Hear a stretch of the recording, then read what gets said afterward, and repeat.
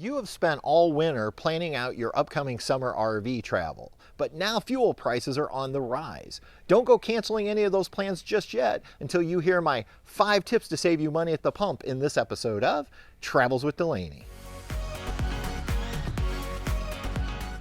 Welcome back, everyone. My name's Patrick, and if this is your first time here, I'm so glad you found us. We're the channel all about RVing and living life to the fullest. RVing can be frustrating, but it doesn't have to be, and that's why I want to share my over 15 years of RV experience with you to try to make RVing more fun and less frustrating. Now, in this episode, I want to address the elephant in the room, and that is those skyrocketing fuel prices, which have most of us concerned about our upcoming summer RV travel plans. But if you're like us, you don't necessarily want to not use your RV this summer, and that's why I've came up with a list of 5 ways we can all save some money and still enjoy our RVs. So let's get right into it with number 1, and that is slow it down. Yeah, that's right. I find that when I drop my speed down to 55 to 60 miles per hour, I can usually see an increase of 2 to 3 miles per gallon improvement in our fuel efficiency with our tow vehicle. Just slowing down this summer will actually save you money. Now, it'll take you a little bit longer to get there, but it'll probably be worth the money that you're going to be saving. Tip number 2. Plan your stops, and we do that using a free app called Gas Buddy. Now, we have found that sometimes stopping a couple exits sooner than you had planned, or maybe going a couple exits further, can save you quite a bit of money. In fact, one time we found a 30-cent price difference from the exit where we had planned to stop, and by going 2 exits further, we were able to save about $9 because I was empty and I needed 30 gallons to fill up my tank, which is a 36-gallon tank. So the Gas Buddy app is absolutely free. You're able to go ahead and put in your location, and you will see gas stations up and down the highway with their current price based upon the last time it was reported by users like ourselves. I'd like to thank today's video sponsor, Waggle. Now, if you own fur babies like we do, and you like to go out exploring when you're camping and you leave your fur babies alone in your RV, and you worry like we used to nonstop, you might want to consider the Waggle. Now, the Waggle is this little device right here. You purchase a device, and then you get a monthly or yearly subscription plan, and what happens is this will let you know if the power goes out in your RV. You can set it up to text yourself or email yourself, and you can do it for up to 5 lines. So Patty and I both get text and emails if the power goes out. You also can set a high temperature and a low temperature, and if your RV's temperature gets outside of your preset ranges, it also notifies you. So now we can leave the fur babies here in the trailer, go out, have a nice dinner, and we don't have to worry because we know the Waggle is monitoring our RV and taking care of our pets. If you'd like more information, I'll leave a link down below in the description how you can get your Waggle.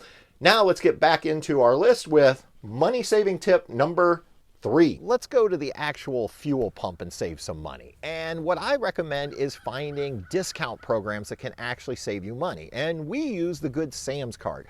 If you have a Good Sam's membership, that is accepted at Flying J's and Pilots for 5 cents off a gallon. So on a really long trip, that can save us quite a bit of money. Now, there's lots of different programs out there that will save you money at the pump. You just have to find them and figure out which one is best for your travel. The other thing you can do is when you are paying for that fuel, go ahead and find a credit card that is going to pay you cash back on your purchases. Now, there are different cards out there with different rewards. I actually use our Apple card, which pays us 1% daily cash back on all purchases. And if I'm able to use Apple Pay, which many fuel fill-up locations actually accept, that bumps up to 2%. Now, I know there's some cards out there that may pay even more, but look for the one that's right for you. And we always go ahead and charge our fuel when we're traveling so we can get that daily cash back. And then at the end of the week, I just go into our online account and pay it off. Tip number 4 may not be one you want to hear, but this may not be the summer to take that big trip you had planned. Maybe you were headed out to Yellowstone or Yosemite, or maybe you were on the West Coast and you were thinking about coming to the East Coast. With these rising fuel costs, this may not be the best time to take it if you're concerned about the fuel prices. Instead, though, that doesn't mean you can't have a wonderful summer in your RV. Consider doing more of a staycation with your RV.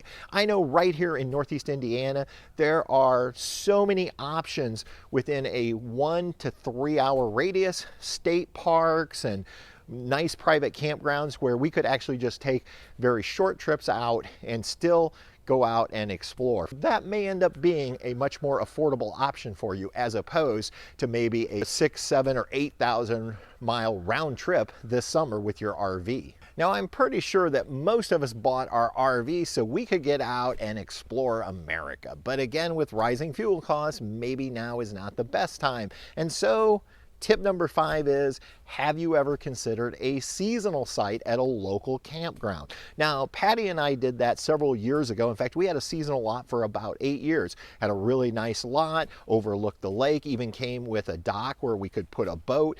And one of the great things about seasonal is you pull your trailer in and you're allowed to let it set there for the entire camping season. And then you can kind of just come and go like it's a vacation home. The other nice thing about being seasonal is we found that we developed lots of friends over those 8 years, and we're still friends with a lot of those people. The other nice thing was we didn't have to worry about storage because the park where we had our seasonal lot allowed our RV to sit there all winter long as we were coming back the next year. I'm going to go ahead and link another video for you to watch about an alternative to commercial campgrounds that may also save you money as you're looking for places to stay this year.